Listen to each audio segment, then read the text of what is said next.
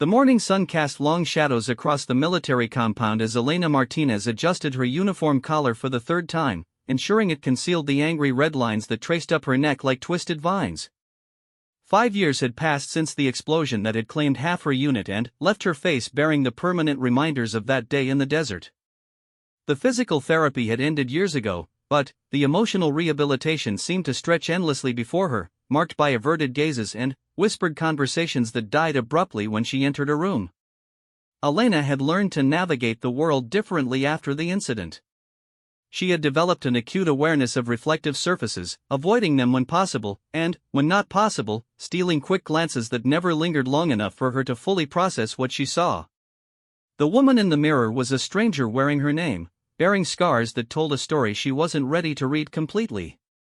The left side of her face bore the brunt of the damage. Skin grafts had restored function but not form, leaving behind a landscape of healed tissue that drew unwanted attention and unasked questions. Her position as a logistics coordinator kept her largely behind a desk, processing supply requests and managing transportation schedules for the base. It was important work that utilized her strategic mind and organizational skills, but it felt removed from the soldier she had once been. The field operations that had once defined her career now seemed like memories from someone else's life, viewed through the haze of before and after that divided her existence into two distinct chapters.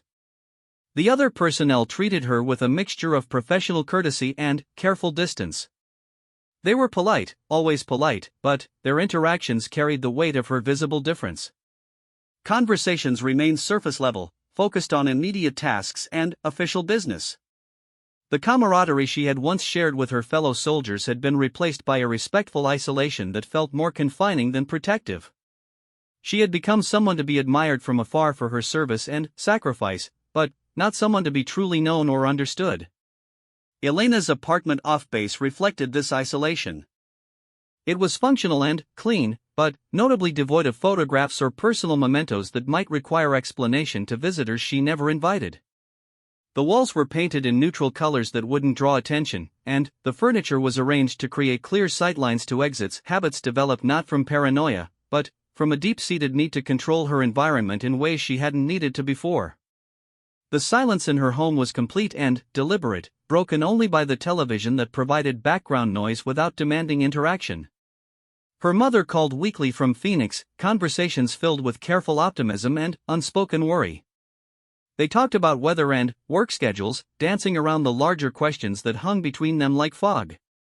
Her mother's voice carried the forced brightness of someone trying to speak normalcy into existence, while Elena provided the responses that would keep those calls coming without delving into territory neither of them felt equipped to navigate. The love was present but filtered through the protective mechanisms they had both developed to survive her transformation. Sleep came in fragments, interrupted by dreams that replayed the explosion in vivid detail or transported her to imagined scenarios where her face had been spared. She would wake in the early hours before dawn, her hand instinctively moving to trace the scars as if checking to ensure they hadn't miraculously healed overnight. The medications prescribed for pain management sat largely unused in her bathroom cabinet. She had discovered that physical discomfort was more manageable than the emotional numbness the pills provided. The base gymnasium became her sanctuary during off hours, particularly in the early morning when it was largely empty.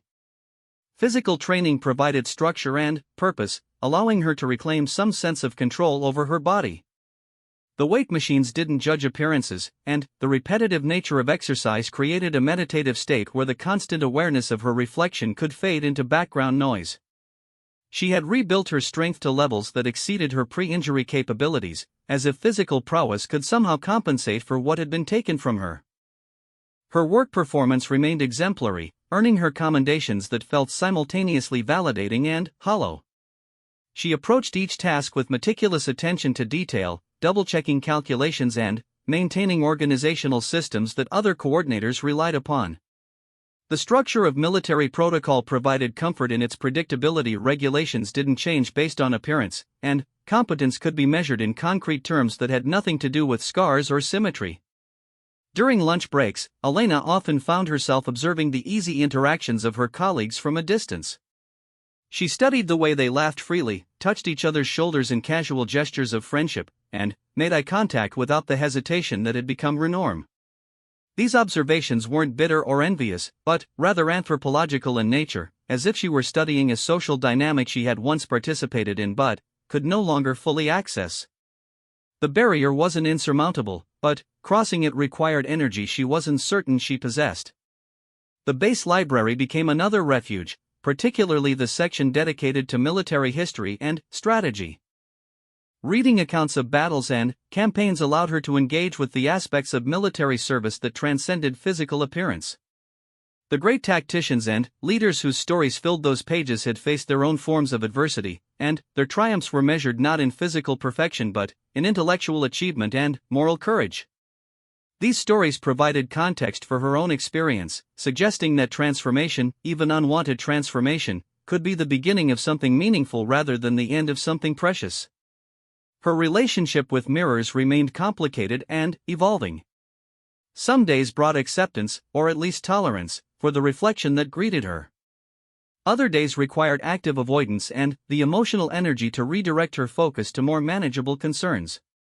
She had learned to apply makeup that minimized the contrast between scarred and unscarred skin, not from vanity but from a practical desire to reduce the social friction that drew attention away from more important matters. The process had become routine rather than hopeful, a technical skill rather than an act of self-care. The approaching base inspection had been announced weeks in advance, generating the usual flurry of preparation activities. Elena's role in coordinating the logistics for the visiting officials kept her busy with detailed scheduling and resource allocation, work that suited her need for control and precision. She approached the inspection as she approached all challenges, with thorough preparation and professional competence that left little room for personal anxiety to interfere with operational requirements. General Sarah Hammond's reputation preceded her arrival by months rather than days. Her distinguished career included multiple combat deployments and a track record of innovation in military logistics that had earned her recognition at the highest levels of command. More relevant to Elena's current responsibilities, the general was known for her exacting standards regarding operational efficiency and attention to detail. The inspection would be comprehensive, covering everything from equipment readiness to personnel protocols, and Elena's coordination efforts would be scrutinized along with every other aspect of base operations. The week before the general's arrival, Elena found herself working later hours to ensure that every detail of the inspection schedule was properly arranged. Transportation had been coordinated, briefing materials prepared, and backup plans developed for various contingencies. Her desk became command central for the logistics operation, covered with color-coded schedules and contact lists that would ensure the inspection proceeded smoothly regardless of any unexpected complications. The work was demanding but familiar, drawing on skills she had honed over years of military service. As Elena reviewed the final inspection schedule on the evening before General Hammond's arrival, she felt the familiar mixture of professional confidence and personal apprehension that had become her norm for high-visibility events. Her work was impeccable, she knew this with certainty born of years of experience and attention to detail.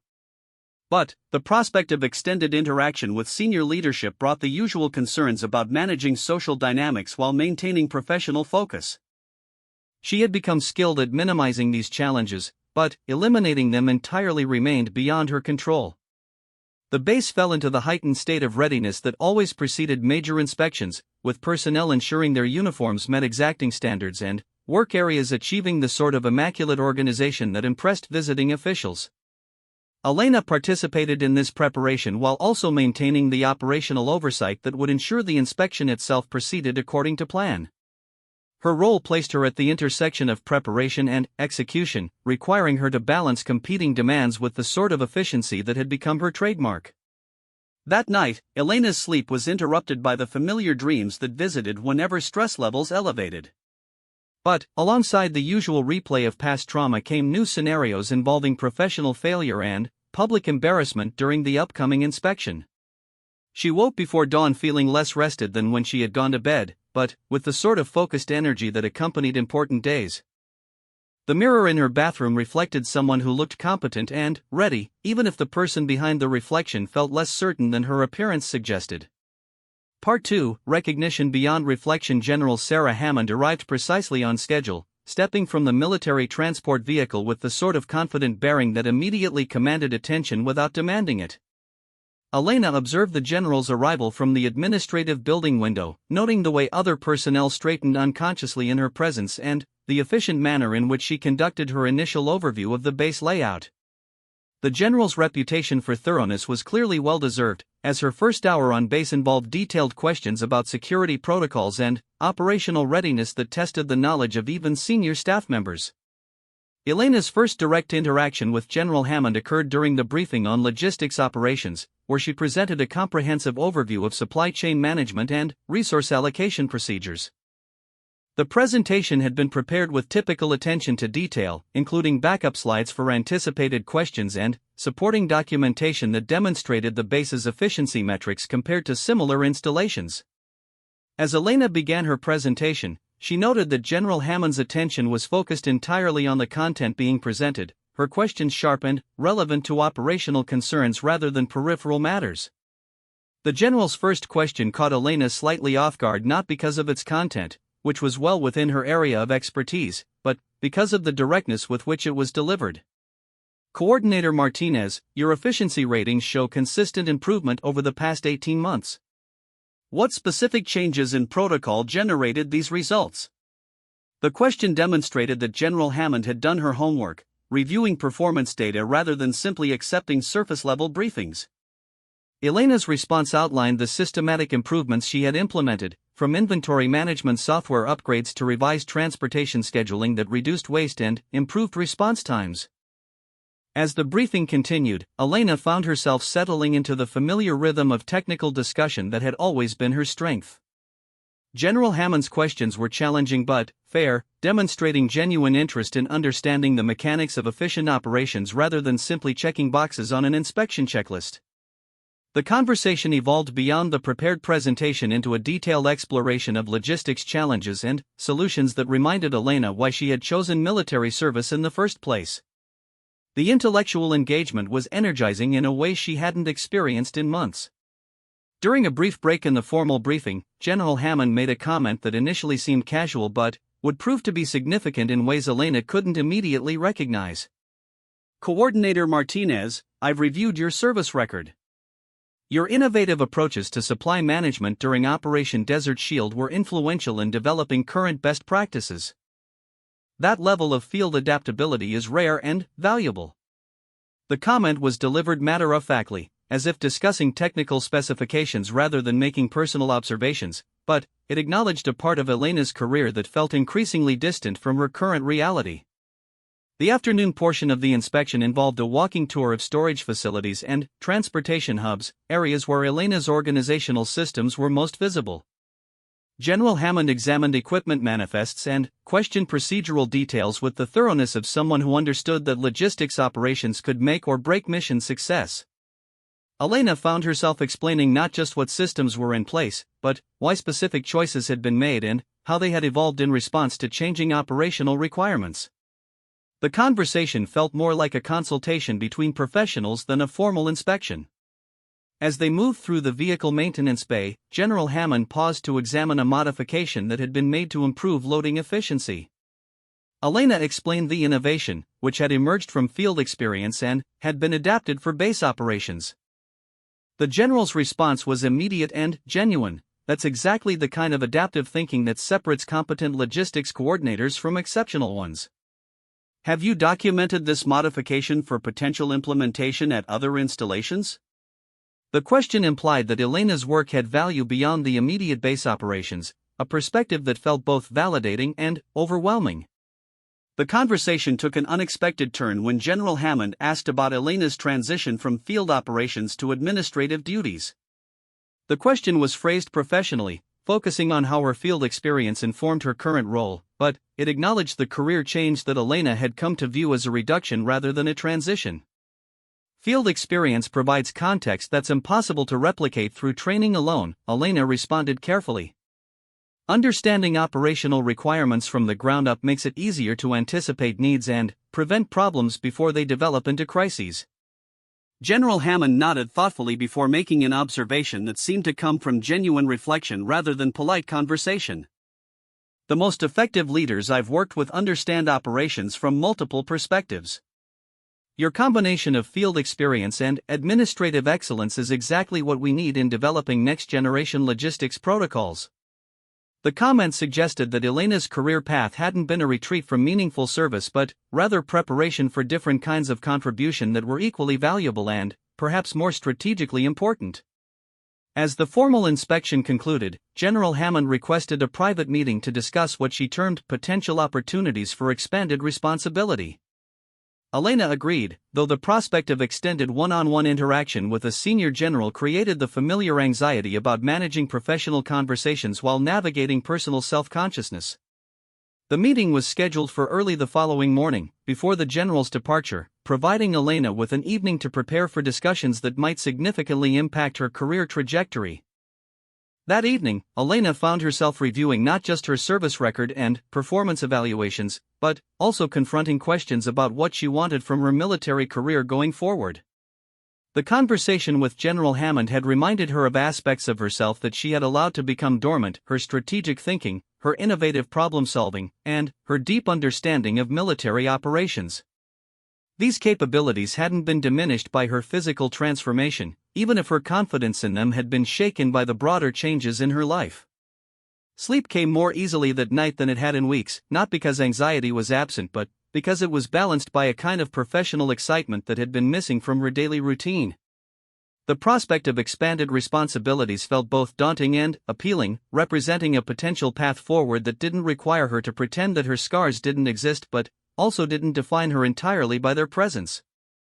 For the first time in months, Elena fell asleep thinking about possibilities rather than limitations.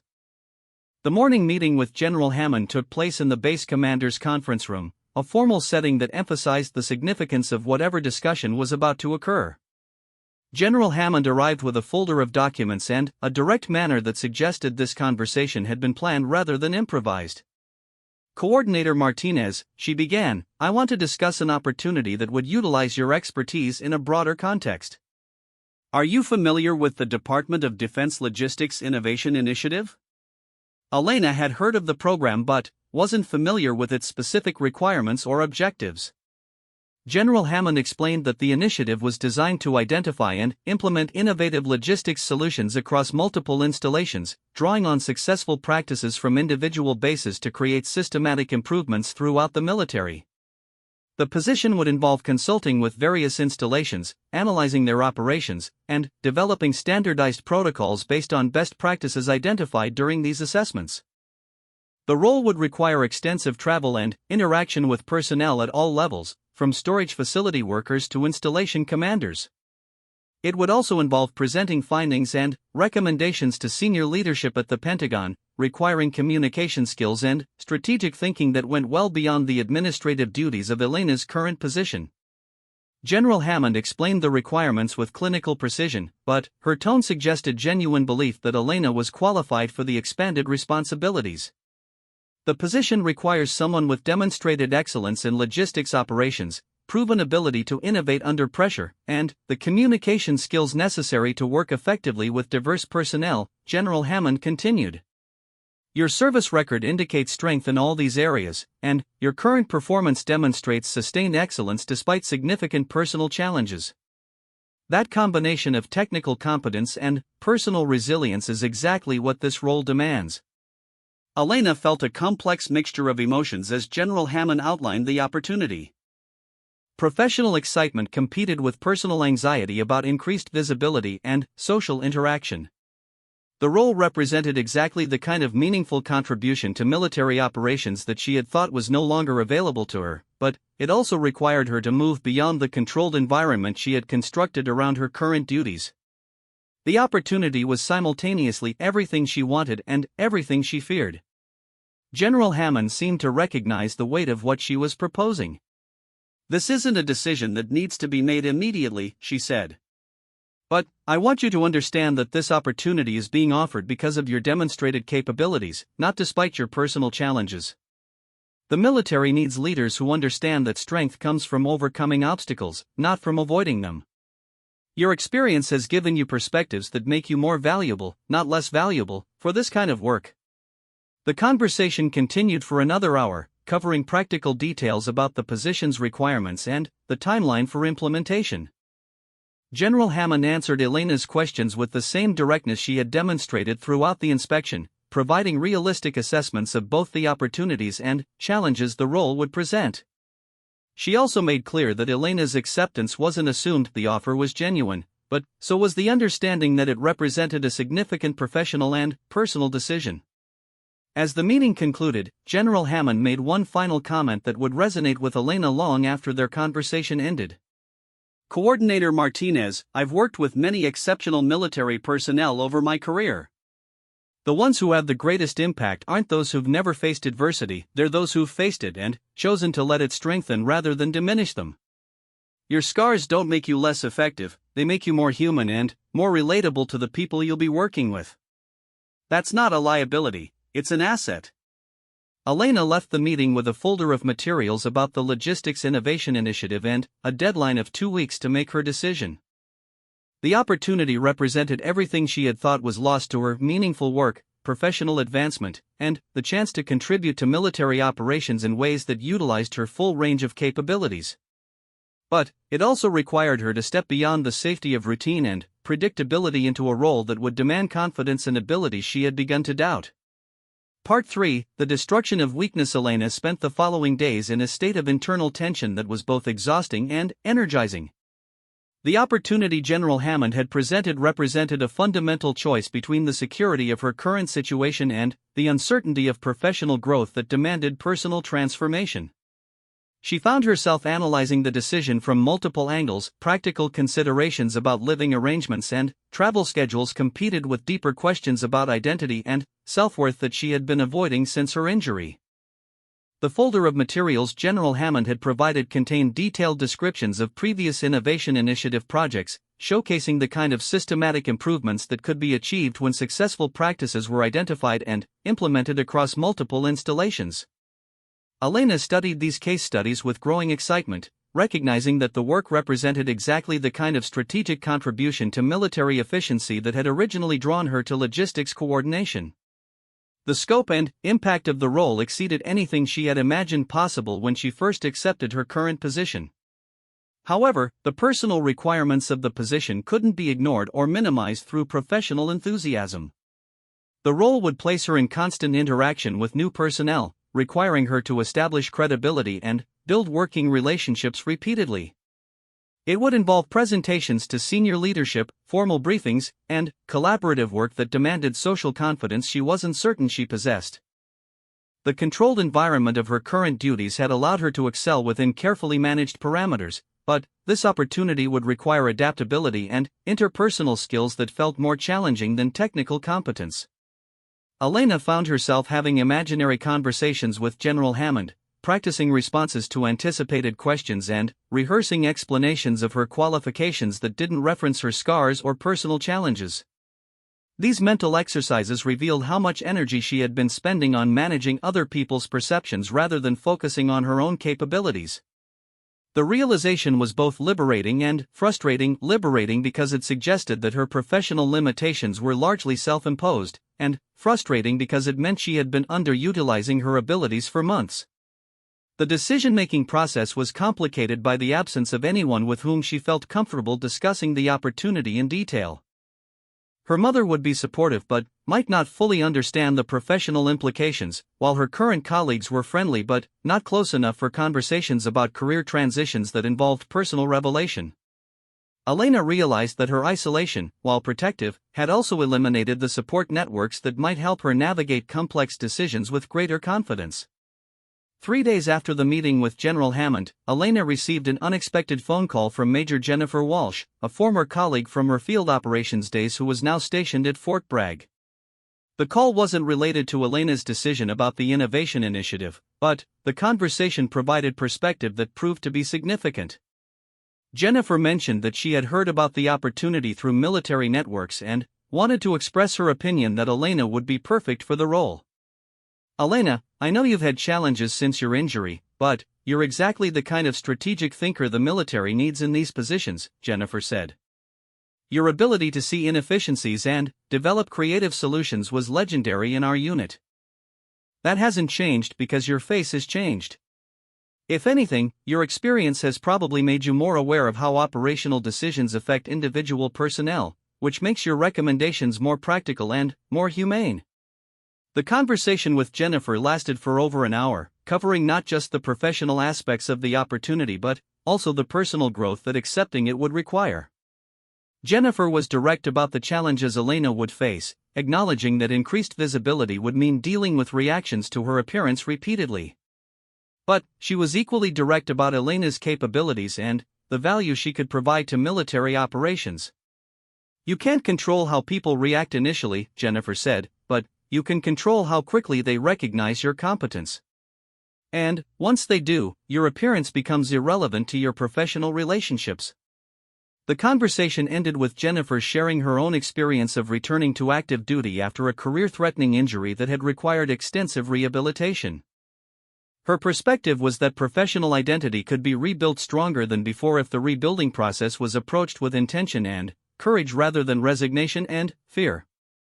The person you become after overcoming significant challenges is more capable than the person you were before facing them, she concluded. But only if you choose to let the experience strengthen you rather than diminish you. Elena recognized that Jennifer's words echoed General Hammond's comments about strength emerging from adversity rather than from its absence. The consistency of this message from two respected colleagues suggested that her self-perception might be more limiting than her actual limitations. The possibility that she had been underestimating her own capabilities and overestimating the obstacles she faced began to shift her analysis of the innovation initiative opportunity from emotional to practical considerations. The weekend provided time for Elena to engage in the kind of serious self-reflection that the decision demanded. She visited the base library and checked out biographies of military leaders who had overcome significant personal and professional challenges to achieve meaningful careers.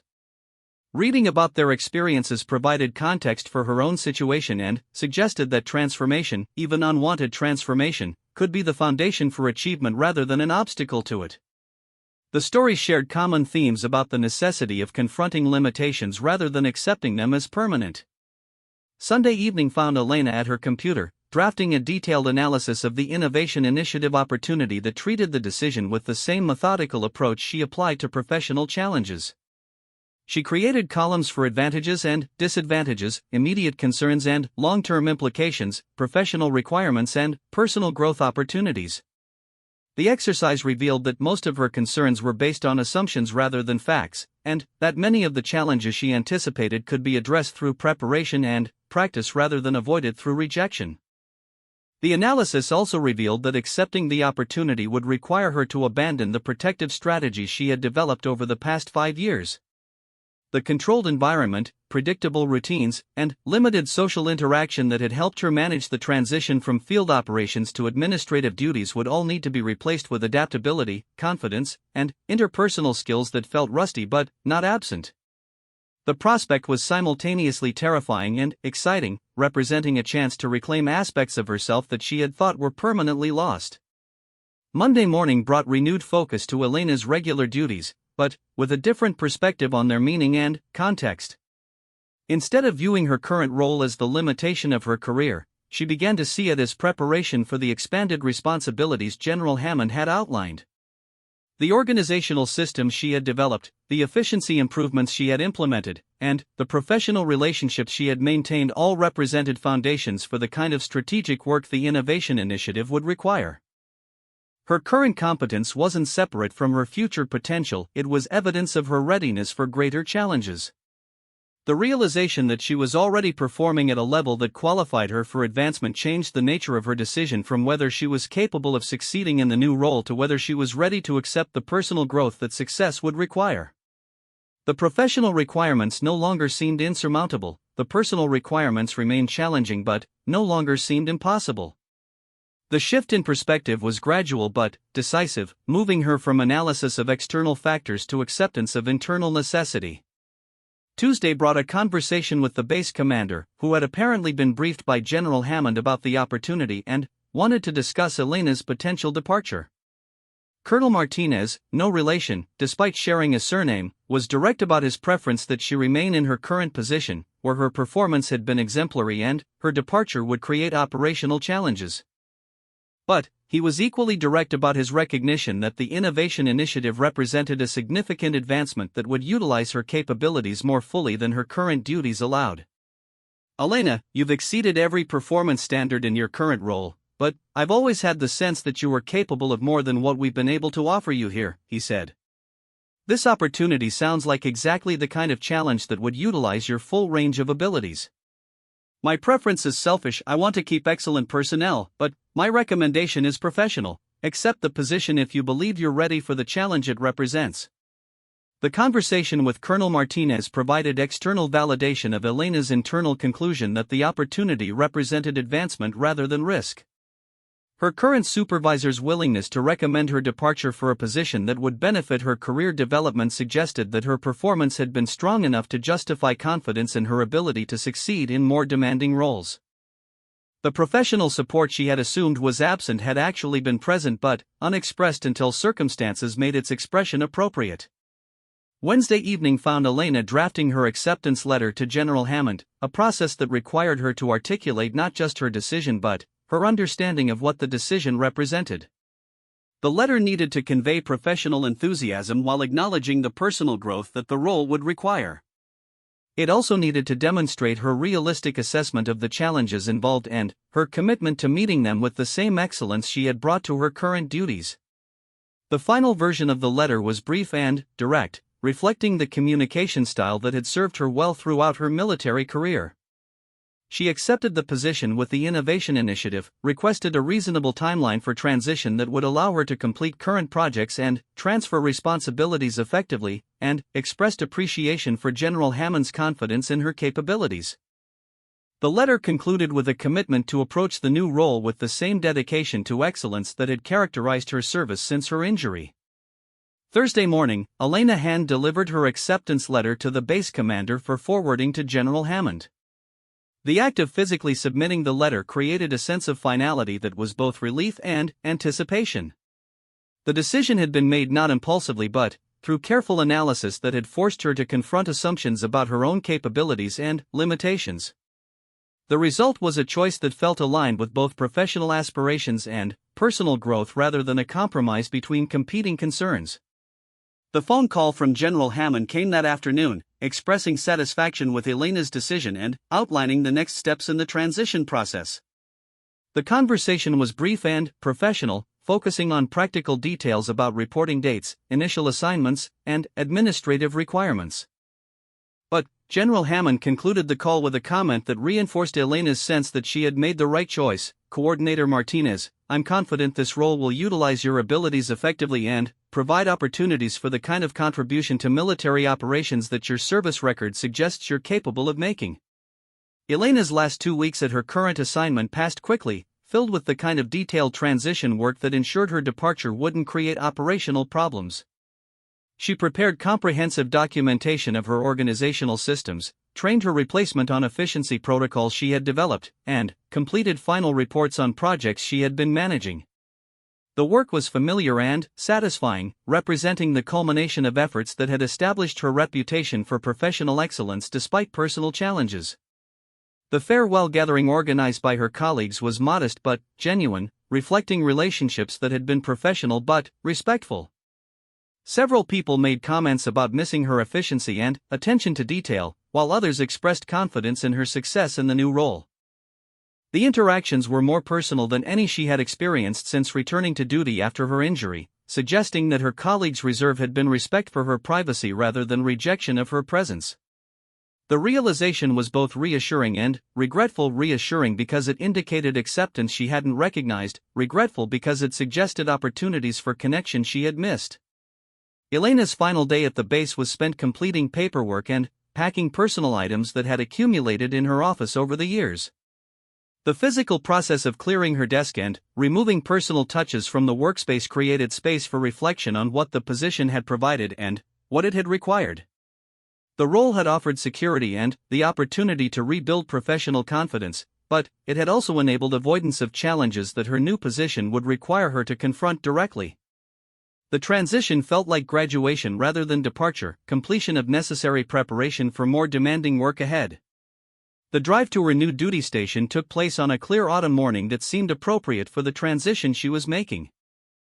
Elena had chosen to drive rather than fly, wanting time to process the change and prepare mentally for the challenges ahead. The hours on the road provided opportunity for the kind of sustained reflection that had become difficult during the busy final weeks of her transition. She found herself thinking not about the fears and uncertainties that had dominated her decision-making process, but about the excitement of engaging with meaningful work that would utilize capabilities she had begun to doubt. As Elena arrived at her new duty station and began the process of in-processing and orientation, she realized that General Hammond's recognition had changed everything, not because it had altered her capabilities, but because it had forced her to acknowledge capabilities that had always been present. The scars that had seemed to define her limitations had become, through recognition and acceptance, evidence of her resilience rather than markers of her diminishment. The weakness she had needed to destroy wasn't her physical appearance or the limitations it imposed, but her acceptance of those limitations as permanent and defining. The man who destroys his weak self can never be destroyed by others. Elena understood this truth now not as an abstract principle but as a lived reality.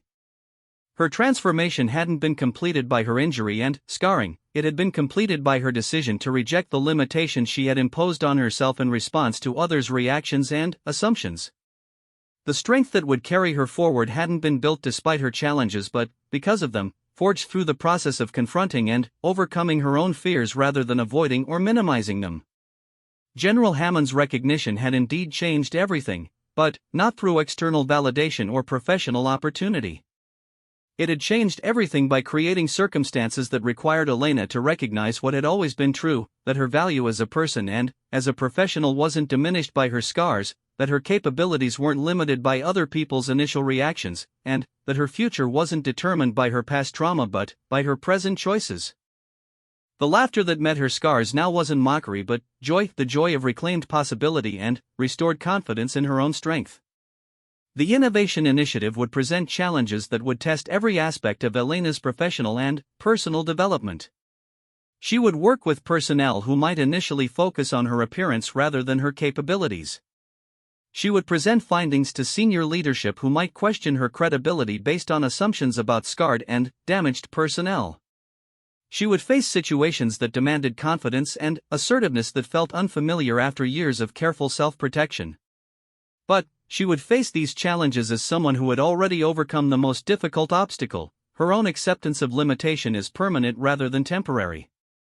Elena's story would continue beyond this moment of recognition and transformation, but the foundation had been established for whatever challenges lay ahead. She had learned that weakness wasn't in bearing scars but in allowing scars to define capability. She had discovered that strength wasn't in avoiding difficulty but in confronting it with intelligence and determination. Most importantly, she had realized that the person she could become was more powerful than the person she had been, not despite her trials but because of her triumph over them. The general's recognition had changed everything because it had provided the catalyst for Elena to recognize herself not as a victim of circumstances beyond her control, but as a survivor who had emerged stronger from experiences that could have destroyed her. The man who destroys his weak self can never be destroyed by others, because that man has already faced the most dangerous enemy, the voice within that whispers of limitation and impossibility. Elena had silenced that voice, and, in doing so, had reclaimed not just her career but her identity as someone capable of meeting any challenge with competence, courage, and unshakable self-knowledge. Her laughter now met the scars that had once seemed to mock her possibilities, because she understood finally that those scars were evidence of survival rather than symbols of defeat. The recognition she had received from General Hammond was significant, but the recognition she had given herself was transformative. The weak self that had accepted limitation had been destroyed, replaced by someone who understood that true strength comes not from avoiding adversity but from choosing to be strengthened by it. This understanding would guide her through whatever challenges the future might hold, because it was grounded in truth rather than hope, in experience rather than theory, in choice rather than circumstance.